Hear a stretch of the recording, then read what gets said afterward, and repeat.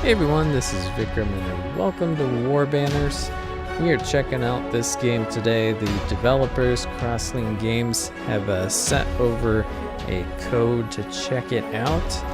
This game came out on October the 18th, so it has been out for roughly a week when this video is going up. And yeah, it's a very cool sort of setup here. Let's get right into it. What you need to know right before we go in is essentially it's a tactics strategy game, similar to, the most direct comparison is probably like XCOM or something like that, because it is sort of role-playing in a way, but not, it doesn't quite feel like a Final Fantasy Tactics sort of thing, mostly because of the large army that you can field. So yeah, we can select the difficulty when we start. There's 4 difficulty levels, which is pretty nice to sort of find the level that fits for you. The game is fairly challenging, so if you are not really feeling super confident about this sort of game, you might want to start with easy. So yeah, you can see exactly what each one does. Nightmare, of course, is permadeath. There's also the option to reduce all units by 30% less health, and I believe that is for both enemies and your own units. That's how I read that there. I did not select that option because I figured I would go with default to test this guy out. Yeah, so I'm guessing that the reason you might want to select this is to speed along the battles, if you want to sort of keep it up. Since the necromancers started the Great War, every city, every village, every farm was drowned in fire and blood. But the people survived. They won. By the grace of the gods and the power of steel, the undead were banished from the lands of the living, and the necromancers were destroyed. Legend preserves the name of the hero who rose up to unite all the kingdoms in the face of the ruthless enemy, Svenfeld. The events of the distant past live on, thanks to the gray-bearded storyteller. Alright, so that is the intro cutscene to sort of set up the world that we're going to be going into in Warbanners. So like I was saying, the 30% less health, I think it just makes the battles go by more quickly. But when we get into it, you'll see why I think maybe if you select that, you're making it rely a little more on RNG than you might otherwise. And we can see why once we get started into the tactics. So Master Pringus, the innkeeper, was busying himself shouting at the hapless maid. His tavern, squatting in a wretched village on the banks of the river Zafari, was rarely busy. This afternoon was an exception. The company of stern-looking men spread across 2 tables. Their crude weapons were propped in the darkest and dustiest corner of the main room. Get a move on, Shella. Mugs won't fill themselves. Master Pringus went on to the porch for some air. Shella could manage. The arrow seemed to whistle out of thin air. It pierced his throat. Silence reigned for a few seconds. It was shattered by Shella's shriek. The shrill sound roused the drinking men from their lethargy. They tumbled over each other to reach their weapons, cursing amidst the overturned furniture.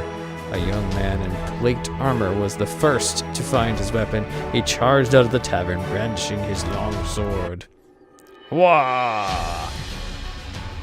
So here we are in the actual battle, and this is sort of the setup phase. In most battles, you can position units in sort of a limited way. That is very similar to the beginning of battles in Final Fantasy Tactics, if I recall. You could sort of move people around for the optimal formation. In this battle, you do not have that option. You can see we have sort of basic control layout. Nothing too, out of the ordinary as far as that goes. The movement is actually pretty easy to tell what you can do. And actually, we have to start the battle before that happens. But first, let's check out what we got. We've got a berserker. These are all orcs. Some more stuff here about the action points, and it also tells you what each of these bars is. Obviously, red is health, 2 is mana if the unit has that, 3 you have action points, so that's when they can move and attack, very similar to an XCOM setup. Then we have the facing direction, and facing is pretty important, as we'll see. So let's just go ahead and start the battle, and on your turn you can switch freely between any of your soldiers, which makes it so you can sort of set up sort of a team move going on here. It's team strategies. Whoops. Yeah, well, that's actually okay. So that was a special ability that we triggered. So yeah, this is explaining the interface basically. So it's saying when we go to an attack, we see this, and then we have these 2 numbers here. 3 is your damage, and 55 here is going to be your 2-hit chance. Like mini RPG systems, it has a to hit, and then there's a different stat that determines how much damage you actually do for that. And yes, so strength minus armor is how they do the damage if you roll on the hit, and this is a percent, so that's a 55%. So, and facing is very important. See, if we come straight on, you have no bonus to your accuracy. If you go in number 2, which is actually on both sides of here, you get a +1 and a +2 and a actually a +5. You get a real big bonus if you do a back attack, so you really want to do that. So yeah, this is just kind of how all the stats work. Nothing's too dissimilar from games we've seen before, but the exact math for the facing is something that I think is fairly uncommon. So once we move, we can click the guy again, and then it gives this interface, and we can select where we want to face. It's a pretty nice way to handle that. So we want to make that guy face out, because these are actually impassable. So he should be able to get the best opportunity to block the enemy from there. I'm going to put the archer behind him. Seems to make some sense. Facing is probably not that important, but I guess the archers can hit them, which might happen. So we have moved everyone. There is a button here, which is very nice. You can go to whoever has enough stamina points, action and stamina to attack. So that's a nice way to see, do I have anybody left who can actually do anything? We can move him forward a bit, and you can actually move forward too. We're going to go ahead and end the turn there. We're not going to be able to attack the enemy this turn, unfortunately. And these are some neutral units here in the beginning, the first battle. So right, we've got him here. We've got a 60% chance to hit. But it looks like he is facing that way. So I think if I move here, yeah, I've got a much bigger chance to hit. So we're going to take that. And you've got a 45, which ain't bad. Well, that's interesting that you have a 70% right here. I wonder if there's a way you can see how the math is affecting it. Seems pretty darn good for him to be able to get a 70% for a straight up hit this early in the game. Let's get our hero character Roderick down this way. We're gonna move this guy right there, have him face the enemy. And 15%. That's pretty bad. Can we get it better here? No. Might as well take it. And we'll get you like so. Did I miss anyone? No. Go ahead and end the turn here. So this is essentially how you're going to be playing this. One thing you should know is... Oh my. Are we temporary bleeding. Is that what's going on? Receives 1 damage at the beginning of your turn, and we've got 3 turns for that. Unfortunately, we don't have a... Alright, you should, yeah. No, you didn't kill him. Alright. 55% ain't bad for that length of a shot. Because you see, he's getting 25. As far as the way the resistance works, if your characters don't die, they do fully heal into the next battle. So that's good. If they do die, you can pay to have them come back. However, they take a permanent stat hit to health, morale, and stamina, which we'll learn more about. We can look at it here. Health is obviously health, hit points. When that goes down, they die. Morale is they sort of have it. You can see they have a limit here, and when it's over 35, they get +1 accuracy, +1 strength, +1 evasion, and then under 15, they take a penalty. If they go all the way down to 0, they attempt to flee. So that's one thing we've got here. So we've got health and morale. When either of those hit 0, you're basically out, right?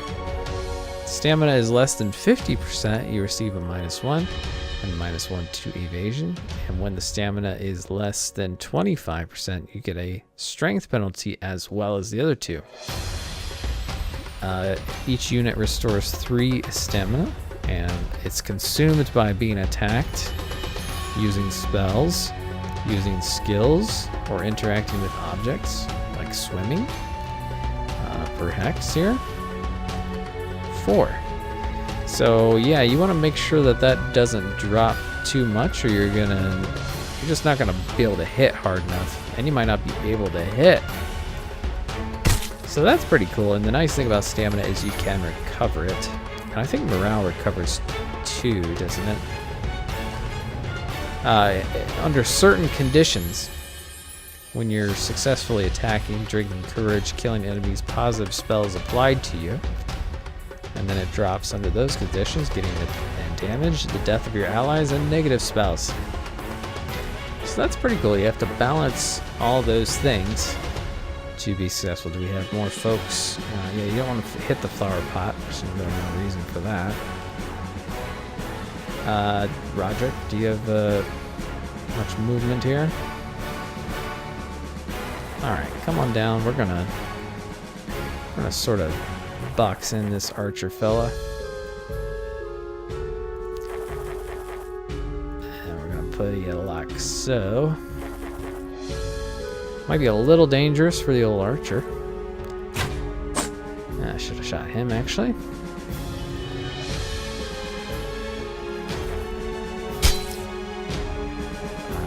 And these guys here, they actually get a +2 evasion if they're next to a friendly unit with formation. So these guys work better when they are together, which is kind of a neat thing. It makes sense being like shield men like they are.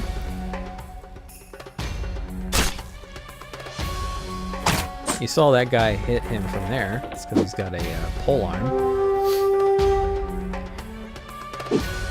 So that kind of thing happens in the game, which is pretty cool. I think we'll get a better shot to hit there, but still not hit. Let's move closer. Yeah, 65%.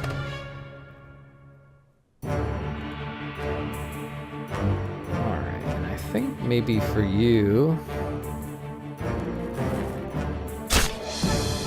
we'll get our formation going on here. And you can just attack this archer.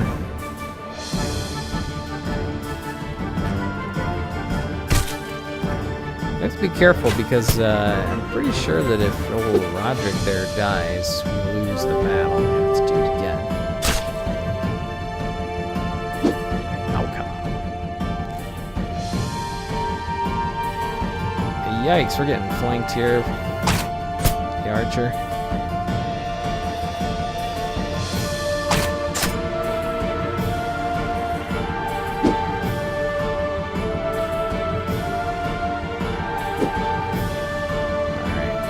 so we're gonna try to make sure you don't get over to our archer. Probably not gonna be able to do too much about that, unfortunately. And that's what I was thinking might happen. Whoa! There we go.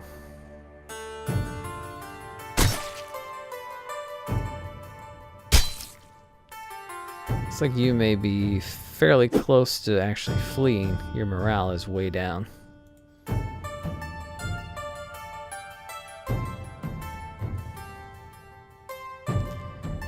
Friendly units within 2 hexes receive +1 accuracy and +1 evasion.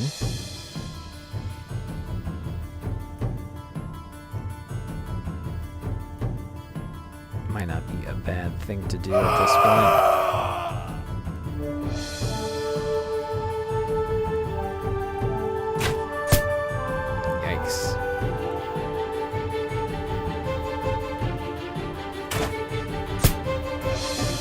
Unfortunately, we may lose the archer.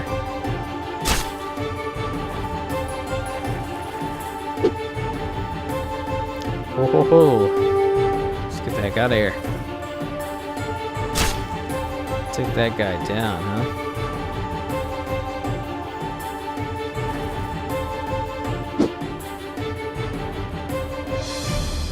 Come on. Yes. 35%, huh? I think maybe we can do better from there.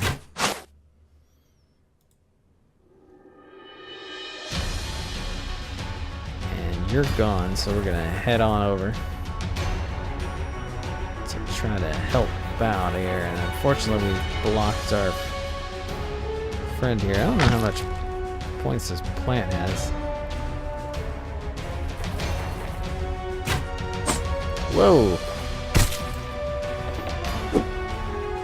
Hold on there, Roderick.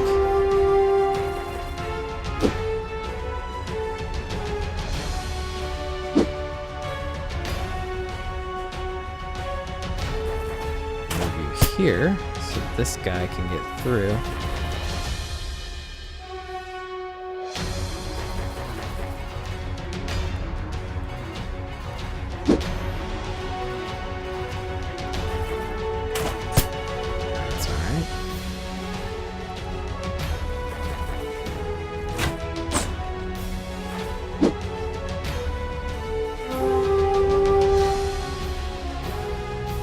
Kill him. Woo. Get on over there to that archer.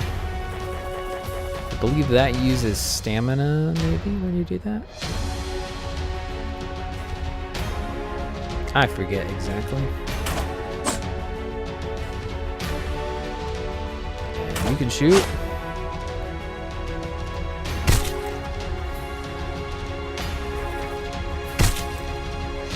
I will say that this first battle feels like it drags on just a little bit, and the reason I think that is the case is because all the mechanics have not been introduced yet. So I think we'll see when we start getting going a little further that it'll open up a little bit more. And that's great, because the first time I tried this, I did lose an archer, unfortunately. But we didn't this time, which is a great thing. Alright, so this is our Between the Battles screen. When people level up, we'll be able to do that from here. We can also buy and equip weapons and more mercenaries. We can hire them from here. As you can see at the moment, we can only get these 3, and we actually have a full set. Our army is full. So you could get rid of one of these guys and get a peasant, but I don't see much reason to do that, even though they are pole arms, which is kind of nice. We are going to equip this because it suggested that that might be a good idea. I'm going to put it on some of my frontline fighters here. And we're probably going to buy some more stuff. Potions are fairly cheap, which is nice to see. And we're going to grab a few more of these guys. I'm going to give this to... Actually, the archers have 2 item slots. which is pretty handy. We're gonna give this to you. You can have that just in case you need it. We're gonna give you a liquid fire as well. So that should be decent. We can go to the world map, and you can see we've got select a new mission on the world map. Select it, of course. Make a look around here. Very nice looking, colorful map. Very nice style to it. So let's go to the destroyed farm. 1 week ago, Roderick had fulfilled his childhood dreams. He had formed his squad of mercenaries, the Silver Griffins. That's us. Now Roderick was canvassing the taverns, not towers, of Merston for recruits in the evening gloom. He selected only the finest physical specimens who he believed would follow orders. He was proud of his progress thus far. When he had coaxed his silver griffins out of another tavern, Roderick observed a bedraggled man staggering towards him. The man's clothes were torn, caked in mud. The stranger collapsed at Roderick's feet. In the evening glow, curious Merston residents gathered around. Please help, zombies to the north. Farm. The man sputtered. He pawed at Roderick's boots and fixed the mercenary with a desperate stare. They're children, please, with the utterance. The last ounce of the man's strength deserted him. He groaned and curled into fetal position. Let's go. Silver Griffins wanted a chance to prove themselves, to forge a reputation. Roderick steeled himself and led the Silver Griffins out of Merston. As they approached the farm, mercenaries could make out shadows lurching between charred buildings in the pale light of the moon. Unpleasant sucking noises like boots being pulled out of a bog drifted across the night sky. Alright, so now here we, at the beginning of the battle, we can position our units, like I was saying before. That is something we can do, and obviously this is sort of a setup we will want with the archers behind the swordsmen, because, I mean, it would be rather silly to do anything else, if you ask me. Although maybe you could get a shot in first with the archers. This is explaining facing, which I've already talked about. Alright, so go on in there. I'm gonna face you. And pretty soon we'll see why we want to bring those liquid fire.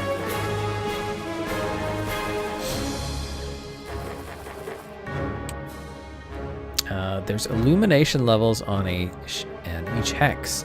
So there's shaded, which is like neutral, bright hexes, which give +2 accuracy and evasion. Units with night vision get -2 to accuracy and evasion. Dark confers units with night vision a +2 accuracy and +2 or -2 to day. Universal vision gets +1 to accuracy and evasion regardless. So all your non-dwarves have day vision and undead have night vision. Throw liquid fire to the enemies and fight on the non-dark hexes. Fighting on the bright hexes will apply you a net +4 advantage, which is really good.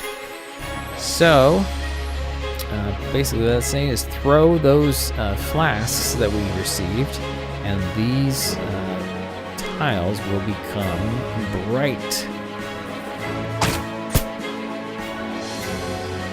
And that's going to help us out a lot. I think we're going to have to wait till the next turn to do that, which is totally fine. As an added bonus, we might catch them on fire as well. Let's find a fella that's got these. And there we go. We got him on fire. And now we've got our plus. Look at that, 90%. Nice. Makes a massive difference in this battle here. Pretty sure I never really found, I guess. It doesn't really say when you, I haven't yet found where it tells you what tiles are bright and dark and that kind of thing.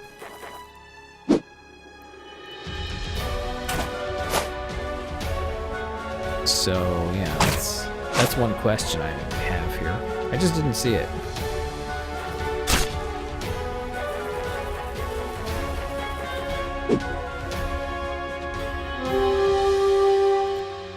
So yeah, let's just pummel this guy. One thing about the fire is it does kind of restrict your movement. Oh boy.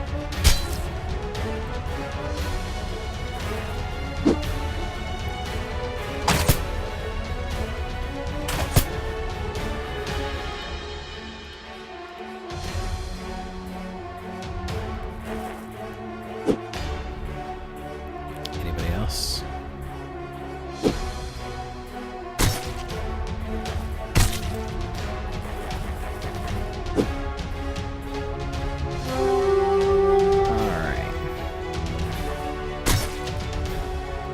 I think we're getting a bonus there.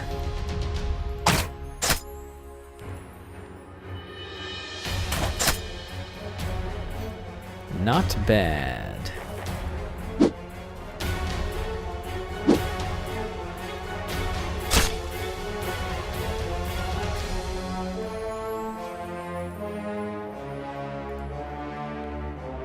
There we go. Whoa, what did that do?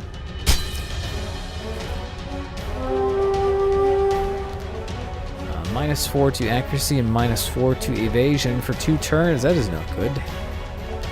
Who's got a flask? You do. Let's go ahead and throw that there. It's kind of random what it actually hits.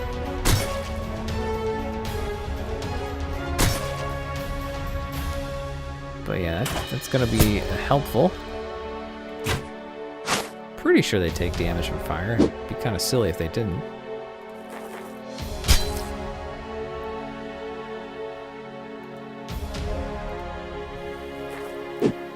So yeah, I think we're doing pretty well here. I must have a pole arm. We're gonna move you just because this guy can move as well.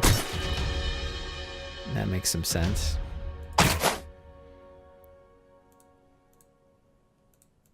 Oh, come on. 75, nice. All right. So we're gonna try to force him to come around.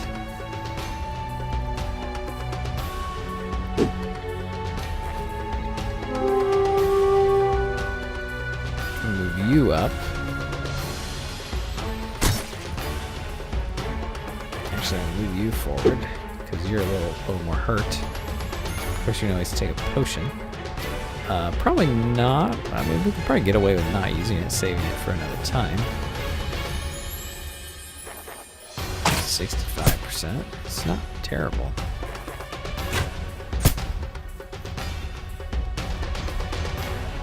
Alright. Coming on around.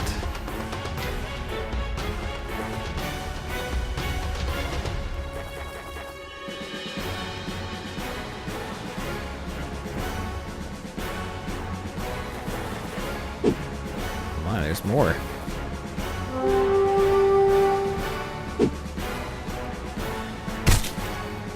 Alright, head over here.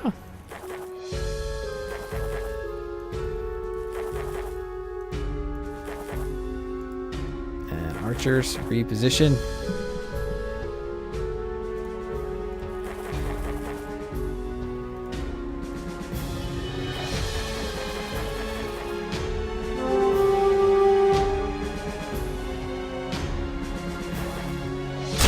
That makes sense.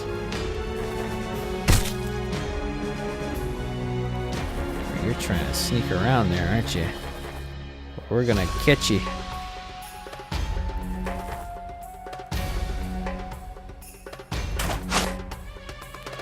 Well, it's worth it anyway.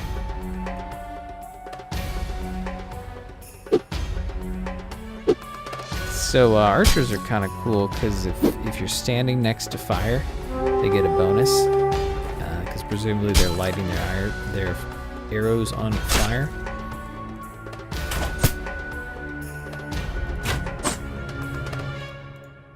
Almost got him. Come on, guys. Why don't you head over there? I think these guys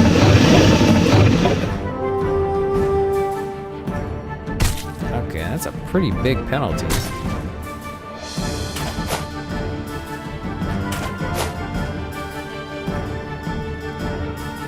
stamina's got to be real low.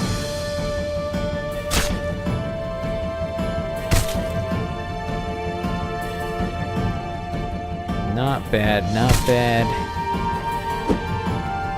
Should be close now.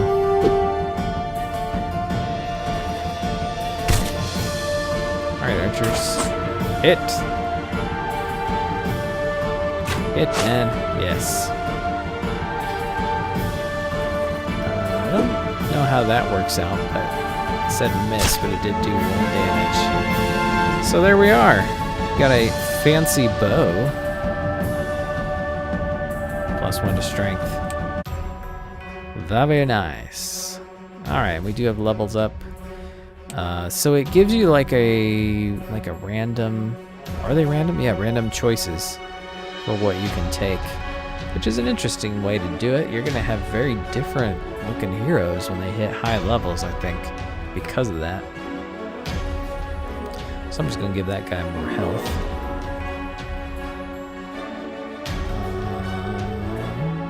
Accuracy is pretty darn good.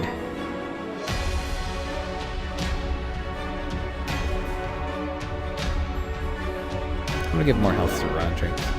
Keep him alive a little easier.